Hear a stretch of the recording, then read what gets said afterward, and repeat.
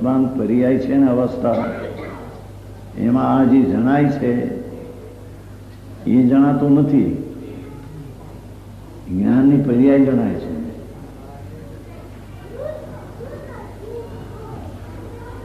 કારણ કે જ્ઞાનની પર્યાય જ્ઞાનમાં આય છે અને જે જ્ઞેય જણાય છે તે જુદા છે. તેથી તે જ્ઞેયનું જે જ્ઞાન થાય છે એ જ્ઞાનનું જ્ઞાન થાય છે.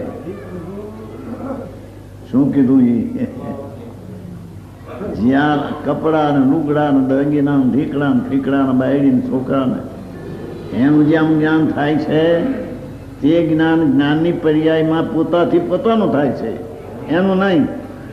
એના સંબંધીનું જ્ઞાન પોતાને પોતાથી પોતા વડે પોતામાં થાય છે.